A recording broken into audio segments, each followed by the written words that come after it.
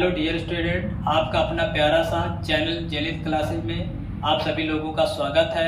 आज हम लोग पढ़ने वाले हैं उत्तल गोलीय पृष्ठ पर अपवर्तन का सूत्र। जैसा कि आपको ज्ञात है, इसको अगर देखा जाए एग्जाम व्यू पॉइंट से तो बहुत इंपॉर्टेंट टॉपिक है। तो हम देरी ना करते हुए सबसे पहले इसके हम फिगर को समझेंगे, उसके बाद हम प्रूफमेंट इसका देखेंगे। तो चलिए अब इसके हम फिगर के बारे में समझते हैं। तो यहाँ पर जो आपका दिया गया है जेड जेड डैश, आपका एक उत्तल गोलीय पृष्ठ दिया गया है और इस गोलीय पृष्ठ के जो आपका लेफ्ट साइड में अर्थात बाएं ओर है जो आपका n1 दिया गया है, ये आपका विरल माध्यम है। और जो आपका राइट साइड में अर्थात दाईं ओर जो n2 दिया गया है आपका सघन माध्यम है। इस उत्तल गोलीय पृष्ठ जेड जेड डैश के सामने एक बिंदु वस्तु O रखी हुई है।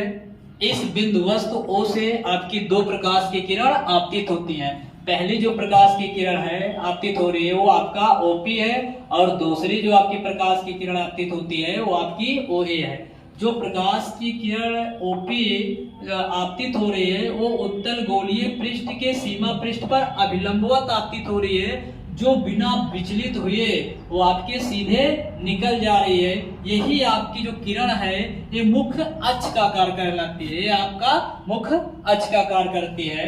और इसके मुख्य अक्ष पर एक बिंदु C स्थित है, मतलब इस मुख्य अक्ष पर एक बिंदु आपका C स्थित है जो उत्तल गोलीय पृष्ठ के दाईं ओर है। ये आपका उत्तल गोलीय पृष्ठ के लिए वक्रता केंद्र का कार्य करता है।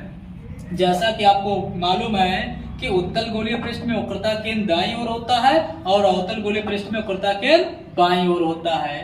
तो अब यहाँ से हम वक्रता केंद्र और इस गोलीय पृष्ठ से मिलाती हुई एक रेखा खींचते हैं तो यह अभिलंब का कार्य करती है। यही आपकी अभिलंब है, अर्थात हम कह सकते हैं NAC आपका अभिलंब है।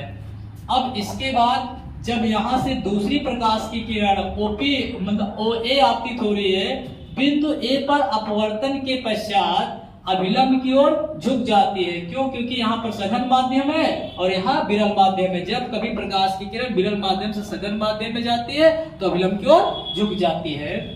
यदि हम अपवर्तित किरण AB को आगे बढ़ाते हैं तो यह एक दूसरे को किसी भी पॉइंट पर नहीं काटते हैं, इसलिए हम अपवर्तित किरण AB और अपवर्तित किरण PQ को पीछे की ओर बढ़ाते हैं तो यह एक दूसरे को बिंदु I पर काटता है।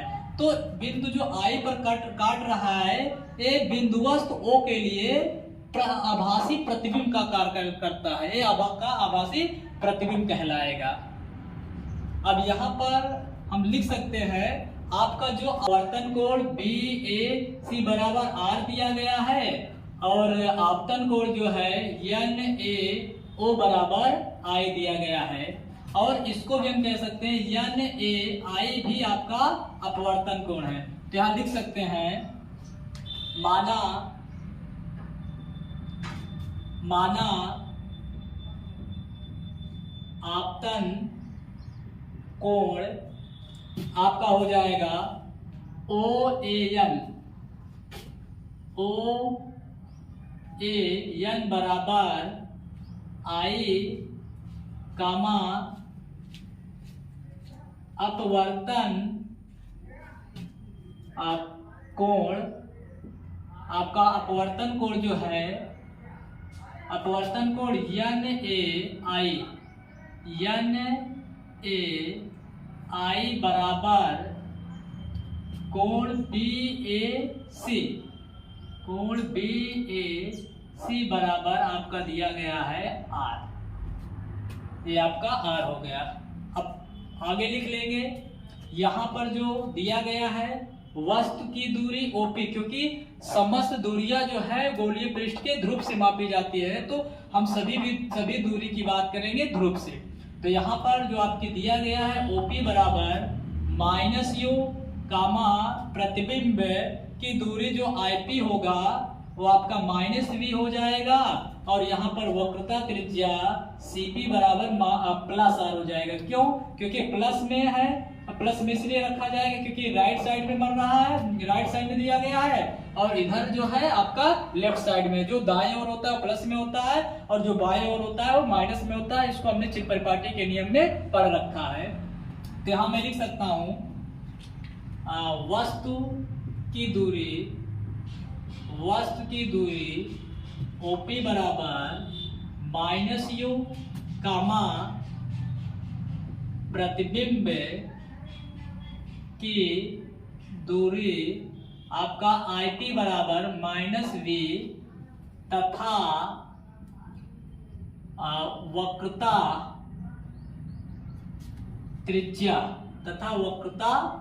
त्रिज्या जो आपकी है CP बराबर हो जाएगा -r। अब इसके बाद हम आगे और लिख सकते हैं कि पुनः माना वस्तु OA कामा प्रतिबिंब IA तथा वक्रता त्रिज्या CA मुख्य अक्ष पर क्रमशः अल्फा, बीटा और गामा कोण बनाते हैं। बिंदु A से मुख्य अक्ष पर डाले गए लंब की लंबाई AM बराबर h है। इसको हम लिख लेंगे। यहाँ लिख सकते हैं पुनः माना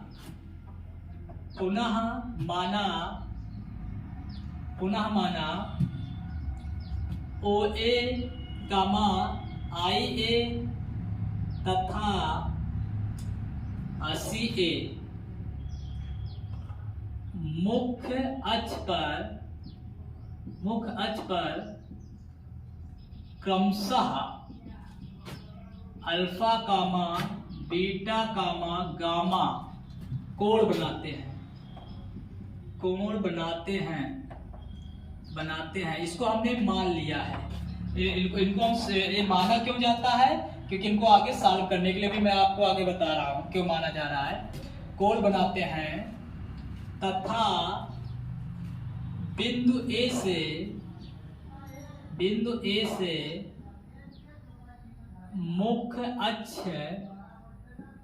पर डाला गया लंब की लंबाई AM बराबर h है। ठीक, अब इसके बाद हम लोग चलेंगे चलेंगे त्रिभुज OAC में और एक बार चलेंगे त्रिभुज IAC में। ऐसा क्यों? क्योंकि जब तक हमें I और R का मान नहीं ज्ञात होगा तब तक हम उत्तल गोलीय पृष्ठ के लिए अपवर्तन का सूत्र नहीं लगा सकते हैं। इसलिए सबसे पहले हमको निकालना है कोण I और कोण R का मान। सबसे पहले हमको निकालना है कोण I और कोण R का मान। तो पहले चलेंगे त्रिभुज OAC में। यहाँ त्रिभुज जो आपका दिया गया है OAC में, यहाँ पर आपका ये टोटल I जो दिया गया आपतन कोण I ये आपका बहिष्कोण है। तो यहाँ लिख सकता हूँ त्रिभुज OAC में कोण I बहिष्कोण है, आपका बहिष्कोण है। जैसा कि आपको ज्ञात है कि त्रिभुज के अंतः कोणों का योगफल बहिष्कोण के मान के बराबर होता है। तो यहाँ इसका अंतः कोण अल्फा और गामा है। तो यहाँ मैं लिख सकता हूँ अल्फा प्लस गामा बराबर I। इसको मैं समीकरण 1 मान लूंगा। अब उसके बाद मैं आगे लिख सकता हूँ पुनः त्रिभुज IAC में लिख लेंगे तथा त्रिभुज IAC में। जब मैं IAC में चलूंगा तो यहाँ I और C के लिए जो कोण R होगा इस वाले कोण की, क्योंकि मैं इस वाले त्रिभुज की बात कर रहा हूँ, तो यहाँ पर आपका बीटा और गामा अंतः कोण होगा और R जो होगा बहिष्कोण होगा। तो इसके लिए लिख सकता हूँ कोण R आपका बहिष्कोण है, कोण R आपका बहिष्कोण है। तो इसलिए इसमें जो अंतः कोण बीटा और गामा है इन दोनों का योगफल बीटा प्लस गामा बराबर आपका आर हो जाएगी। इसको हम समीकरण 2 मान लेंगे। जब हमें आई और आर का मान ज्ञात हो जाता है तो इसके बाद हम स्नेल का नियम लगा लेंगे। हम लिख लेंगे स्नेल के नियम के अनुसार, लिख लेंगे स्नेल के नियम से या स्नेल के नियमानुसार। स्नेल का जो नियम होता है वो आपका n2 बटे n1 बराबर साइन आई बटे साइन आर होता है। यहाँ पर आपको ज्ञात होना चाहिए, थोड़ी देर के लिए आप समझेंगे, जो आपका पहले माध्यम के सापेक्ष दूसरे माध्यम का अपवर्तनांक होता है वो आपका n2 बटे n होता है, या इसी को हम n भी लिखा करते हैं। तो हम लोगों ने पीछे पढ़ा है स्नेल का नियम n बराबर साइन आई बटे साइन आर। तो यहाँ से आपको ज्ञात होना चाहिए कि n का जो मान होता है n2 बटे n1 भी होता है और पहले माध्यम के सापेक्ष दूसरे माध्यम का अपवर्तनांक है। ठीक है, तो यहाँ आपको कंफ्यूजन नहीं होना चाहिए क्योंकि आपका दोनों का माध्यम अलग अलग दिया है। पहले के लिए n1 दिया है और दूसरे के लिए आपका n2 दिया गया। जो n2 है वो आपका सघन माध्यम है और जो n1 दिया गया है वो आपका विरल माध्यम है। अब यहाँ पर हमने लिखा स्नेल के नियमानुसार n2 बटे n1 बराबर साइन आई बटे साइन आर। जैसा कि आपको पता है कि उत्तल गोलीय पृष्ठ का द्वारक जो है वो छोटा है, उत्तल गोलीय पृष्ठ का द्वारक छोटा है। जब उत्तल गोलीय पृष्ठ का द्वारक छोटा होता है तो बिंदु A जो होता है ध्रुव P के समीप होता है। जब बिंदु A जो ध्रुव P के समीप होगा तो इस कंडीशन में आपके जो कोण I और R हैं ये भी आपके छोटे हो जाएंगे। यदि हम कोण I और R के मान को हम रेडियन में मापते हैं, किसमें मापते हैं? रेडियन में। जब हम रेडियन में मापते हैं तो यहाँ पर आपका जो साइन आई होता है वो आई के बराबर हो जाता है, साइन आर जो होता है वो आर के बराबर हो जाता है। तो यहाँ मैं एक लाइन लिख लूंगा, यदि उत्तल गोलीय पृष्ठ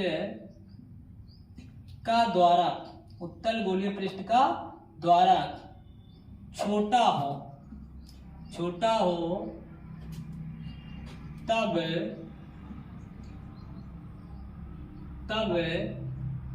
बिंदु A ध्रुव ध्रुव P के समीप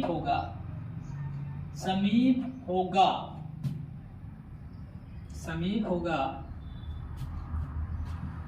इस दशा में या इस स्थिति में कह सकते हैं बिंदु A ध्रुव P के समीप होगा, तब आपका कोण I व कोण R छोटे होंगे, कोण I व R छोटे होंगे।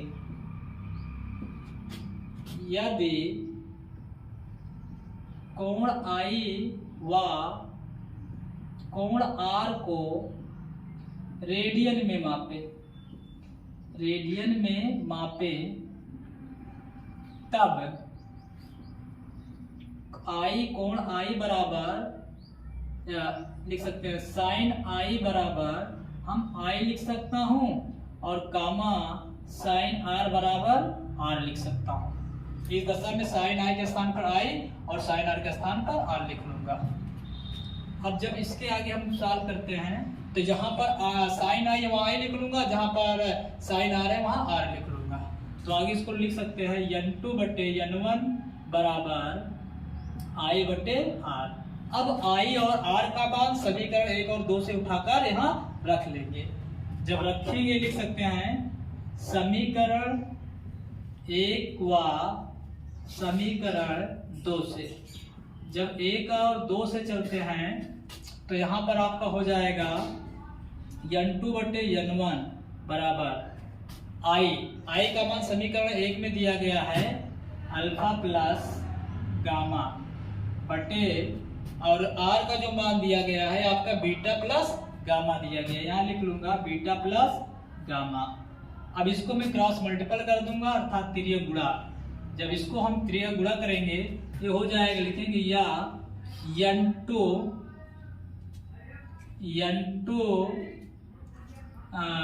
ब्रैकेट में बीटा प्लस गामा आपका हो जाएगा बराबर n1 अल्फा प्लस गामा हो जाएगा। अब इसमें हम n2 से इसमें गुणा कर देंगे और n1 से इसमें गुणा कर देंगे। यहाँ लिखेंगे या n2 beta plus n2 gamma और इक्वल यहाँ हो जाएगा n1 alpha plus n1 gamma हो जाएगा। अब मैं गामा को एक साथ कर लूंगा, अल्फा बीटा को एक साथ कर लूंगा, तो यहाँ इसको इधर आपका n1 गामा प्लस में इधर आएगा माइनस में, यहाँ n2 बीटा प्लस में इधर जाएगा माइनस में। तो मैं यहाँ लिख सकता हूँ n2 gamma minus n1 gamma बराबर n1 alpha minus n2 beta. अब इसके बाद इसमें हमने गामा को हम कॉमन ले लेंगे, लिखूंगा या n2 माइनस n1 और यहाँ जब मैं गामा को कॉमन ले लूंगा तो यहाँ आपका हो जाएगा n1 alpha minus n2 beta. इसको हम समीकरण 3 मान लेंगे, इसको समीकरण 3 मान लेंगे क्योंकि ऊपर हम समीकरण 1 और 2 मान चुके हैं। अब इसके बाद अभी हमने पढ़ा था कि उत्तल गोलीय पृष्ठ का जो द्वारक दिया गया है वो आपका छोटा दिया गया है, उत्तल गोलीय पृष्ठ का द्वारक छोटा दिया गया है। तो इस दशा में कोण आपका आई और कोण आर दोनों आपके छोटे हैं।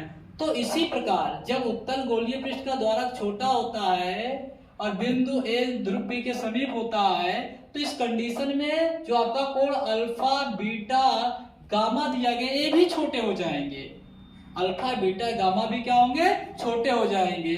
जब ये छोटे हो जाएंगे तो इस दशा में हम जो अल्फा के स्थान पर tan अल्फा और बीटा के स्थान पर tan बीटा और गामा के स्थान पर tan गामा लिख सकते हैं। तो यहां लिख सकता हूं चूंकि उत्तल गोलीय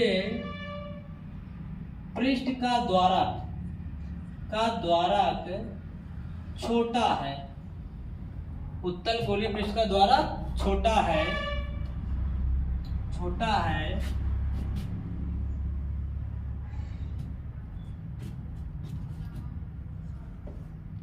तब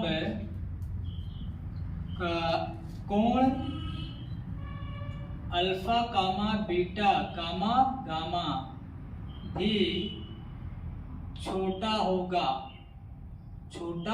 होगा। अब इस दशा में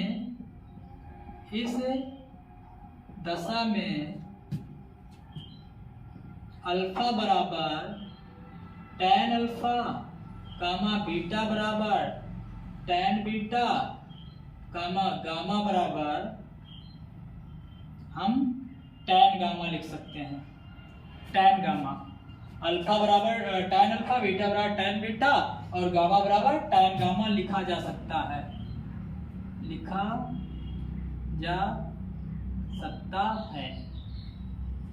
तो जब लिख सकते हैं तो यहां से हम अल्फा वर्ग का मान और बीटा का मान और गामा का मान निकाल लेंगे। अल्फा बराबर tan अल्फा और बीटा बराबर tan बीटा और गामा बराबर tan गामा लिख सकते हैं। तो अल्फा बराबर tan अल्फा, यहाँ से हम अल्फा का जब मान निकालूंगा तो हम त्रिभुज इसमें चलेंगे ओ ए एम में, इस वाले त्रिभुज में चलूंगा। तो जब इसमें चलूंगा तो जैसा कि आपको पता है tan जो आपका होता है tan थीटा बराबर होता है लंब बटे आधार। तो आपका जो लंब दिया गया है अल्फा बराबर tan अल्फा बराबर जो लंब होता है आपका हो जाएगा एम बटे जो आपका आधार दिया गया है आपका ओपी है और सॉरी ओएम है, ओपी ना होगा ओएम है, आपका ओएम है क्योंकि मैं इस त्रिभुज की बात कर रहा हूँ, ओ ए एम में बात कर रहा हूँ। तो यहाँ इसकी जो आधार होगा आपका ओएम हो जाएगा और जो आपका लंब हो जाएगा वो आपका एम हो जाएगा। जैसा कि आपको ज्ञात है कि जो समस्त दूरियां होती हैं वो आपके ध्रुव से मापी जाती हैं, इसलिए हम यहाँ पर दिखा सकता हूँ AM बराबर आपका हो जाएगा, जो AM है वो हो जाएगा OP के बराबर। क्यों OP के बराबर हो रहा है? क्योंकि भी अभी हम लोगों ने पढ़ा था अवतल गोलीय पृष्ठ का द्वारक छोटा है, बिंदु जो A है ध्रुव P के समीप है। जब बिंदु A ध्रुव P के समीप होता है तो यहाँ पर जो OM का मान होता है वो लगभग OP के बराबर माना जाता है, क्योंकि इसको हमने दर्पण में भी पढ़ा है, इसको हम पहले दर्पण में भी पढ़ चुके हैं कि OM का मान लगभग OP के बराबर होता है। तो यहाँ मैं लिख सकता हूँ AM बराबर H दिया गया है और जो OP का मान है -U दिया है, तो -H बटे U हो जाएगा। अब यहाँ मैं बीटा का मान निकाल लूंगा। जब मैं बीटा का मान निकालता हूँ तो हो जाएगा बीटा बराबर, बीटा आपका यहाँ दिया है तो आपका त्रिभुज I आपका A और M में चलेंगे तो यहाँ आपका जो लंब होगा AM होगा, आधार जो होगा वो IM हो जाएगा। तो AM बटे आपका हो जाएगा IM, जो आपका IM होगा वो आपका IP के बराबर हो जाएगा। यहाँ लिख सकता हूँ AM बटे IP बराबर आपका H बटे जो IP है प्रतिबिंब की दूरी है, प्रतिबिंब की दूरी माइनस भी होती है तो इसको मैं ऐसा भी लिख सकता हूँ -H बटे V। अब जब मैं इसको आगे सॉल्व करूंगा गामा बराबर tan गामा, अब मैं इस वाले त्रिभुज में चलूंगा ACM में, तो यहाँ पर आपका लंब AM होगा और आधार CM हो जाएगा। तो AM बटे CM, तो AM का मान अभी AM बटे लिख सकता हूँ CM का मान हम CP के बराबर कर सकते हैं यहाँ भी। तो CP बराबर और AM का जो मान है आपका H हो जाएगा और CP का जो मान है वो +R हो जाएगा। तो यहाँ मैं रख लूंगा, यहाँ माइनस नहीं होगा, यहाँ +R रहेगा तो H बटे R हो जाएगा।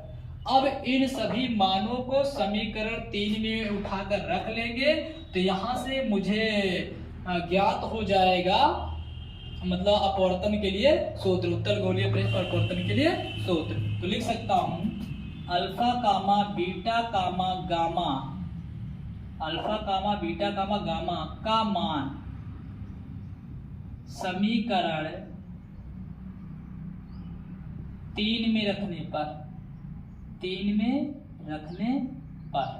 चलिए अब हम 3 में रखते हैं। तो आप एक बार इसका स्क्रीनशॉट ले लीजिए, तो मैं इसको आगे में बताता हूं। ले लिए होंगे। चलिए अब हम लोग समीकरण 3 में चलते हैं।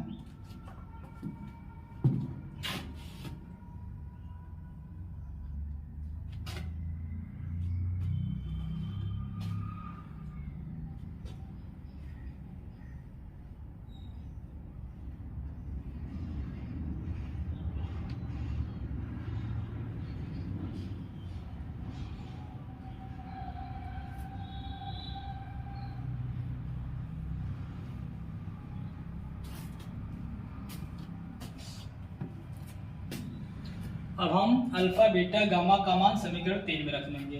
तो यहाँ समीकरण जब 3 में रखते हैं तो n2 माइनस n1 और यहाँ पर दिया गया गामा, गामा के स्थान पर हमने निकाला है h बटे r, तो यहाँ से मैंने निकाला है h बटे r बराबर, और यहाँ आपका दिया गया है n1 अल्फा के स्थान पर हमने निकाला है, अल्फा बराबर निकाल रखा है -h बटे u, तो इसको मैं लिख सकता हूँ -n1 h बटे u। उसके बाद आपका दिया है माइनस n लिख लेंगे और इसके यहाँ पर दिया है n2, हमने n2 नोट कर लेंगे, और बीटा के स्थान पर आपका दिया गया है -h बटे v, तो यहाँ हो जाएगा -h बटे v, तो माइनस माइनस हो जाएगा प्लस। तो यहाँ मैं इसको जब आगे सॉल्व करूंगा लिखूंगा या यहाँ पर इसका बटे कुछ नहीं, तो इसका 1 करके यहाँ r से गुणा कर लूंगा और h आपका कॉमन ही रहने दूंगा। तो यहाँ लिख सकता हूँ n2 माइनस n1 बटे r बराबर, इन दोनों में हम h कॉमन ले लेंगे। जब h कॉमन लेंगे, प्लस वाले को पहले माइनस वाले को बाद में लिख लेता हूँ, तो n2 बटे v माइनस n1 बटे u। और यहाँ इस एच से एच कैंसिल हो जाएगा। मैं यहाँ कैंसिल काट तो रहा हूँ लेकिन काट कर दिखाया नहीं जाता है, आपको मैं समझाने के लिए इसको काट दे रहा हूँ, तो रहने देते, हम भी नहीं काटते हैं यहाँ पर। तो एच से एच जब कैंसिल हो जाएगा तो यहाँ मिलेगा आपको, अतः यहाँ लिख सकता हूँ n2 बटे वी माइनस n1 बटे यू बराबर आपका हो जाएगा n2 माइनस n1 बटे आर। ये आपका मिल गया उत्तल गोलीय पृष्ठ पर अपवर्तन का सूत्र। इससे पहले हम लोगों ने अवतल गोलीय पृष्ठ पर अपवर्तन का सूत्र पार्ट नंबर फर्स्ट में पढ़ा था, तो यहाँ पार्ट नंबर सेकंड में उत्तल गोलीय पृष्ठ पर अपवर्तन का सूत्र हमें प्राप्त हो गया। अब कभी कभी इसी का जो मान दिया गया है ये आपका n1 और n2 के पद में ना पहुंचकर इसी को हम n के पद में, एग्जामिनर n के पद में पहुंचता है तो इसको हम n के पद में निकालते हैं। तो अभी अभी हमने आपको बताया था कि जो n2 बटे n1 होता है वो n के बराबर होता है, अर्थात n2 बटे जो n1 होता है वो आपका n के बराबर होता है। तो यहाँ पर हम दोनों पक्षों में n1 से भाग दे लेंगे। जब हम n1 से भाग देंगे, लिख लेंगे दोनों पक्षों में n1 से भाग देने पर जब आप भाग देते हैं तो यहाँ n2 बटे n1 बटे वी माइनस n1 बटे यू बराबर n2 बटे n1 माइनस n1 बटे n1 पूरे का बटे r हो जाएगा। यहाँ लिख सकता हूँ ये अथवा जो आपका n2 बटे n1 है ये आपका n हो जाएगा, n बटे v माइनस जो n1 और n1 है कैंसिल हो जाएगा तो 1 बटे u बचेगा बराबर ये आपका n हो जाएगा माइनस यहाँ पर v1 आएगा और ये आपका बट्टे में r है। तो मुझे मिल गया उत्तल गोलीय पृष्ठ पर अपवर्तन का सूत्र। देखिए बहुत सिंपल है, इसमें आपको थोड़ा सा 2-3-4 बातें याद रखना है। पहली बात है कि आपको सबसे पहले आपको कुछ नहीं करना है, मुझे कोण I और R को ज्ञात करना है। जब मुझे कोण I और R ज्ञात हो जाए तो उसके बाद हमें स्नेल का नियम लगाना है, और स्नेल के नियम जो आपका n2 बटे n1 बराबर साइन I बटे साइन R होता है। तो यहाँ पर हम मान लेंगे कि जो उत्तल गोलीय पृष्ठ का द्वारक जो दिया गया है वो आपका छोटा है, तो यहाँ कोण I और R भी क्या होंगे, छोटे होंगे। तो जब कोण I और R छोटे हो जा रहे हैं तो यदि हम I और R का मान रेडियन में मापते हैं तो यहाँ पर साइन I के स्थान पर I, साइन R के स्थान पर R रख लेंगे। मेरा टारगेट है कि यहाँ स्नेल का नियम लगाओ, उसके बाद आपको I और R को रेडियन में मापो। जैसे रेडियन मापते हैं तो साइन I बराबर I मिलेगा, साइन I बराबर R मिल जाएगा, फिर वहां पर उसका मान रख लेंगे। जब मुझे n2 बटे n1 बराबर I बटे R मिल जाता है तो उसके बाद हम जो I का मान निकाल रखे हैं उसको वहां पर उठाकर रख लेंगे। जब I और R का मान रख लेंगे तो वहां पर मुझे बीटा के पद में अल्फा बीटा गामा पद मिलेगा। जब हमें अल्फा बीटा गामा पद मिलेगा तो वहां से हम अल्फा बीटा गामा का भी मान निकाल लेंगे। और अल्फा बीटा गामा का मान निकालने के लिए आप पीछे मान चुके हैं कि उत्तल गोलीय पृष्ठ का द्वारक छोटा है, तो वहां भी हम दिखा सकते हैं। तो अल्फा बराबर tan अल्फा, बीटा बराबर tan बीटा, गामा बराबर tan गामा। तो यहाँ से अल्फा बीटा गामा का मान निकाल कर जो आपका समीकरण 3 बना है यहाँ रख लेंगे। रखने के बाद हमें उत्तल गोलीय पृष्ठ पर अपवर्तन का सूत्र मिल जाएगा। बस इसमें 2-3 बातें आपको याद रखना है बस। डियर स्टूडेंट, यदि आपको ये हमारा वीडियो आपको अच्छा लगा हो तो आप इसको लाइक करिए, शेयर करिए, कमेंट करिए, सब्सक्राइब करिए। और यह भी आप बताइए कि कमेंट में कि आपको किस टॉपिक पर आपको डाउट है, आप वो टॉपिक बताइए, हम उस टॉपिक पर आपको वीडियो बनाएंगे। जय हिंद।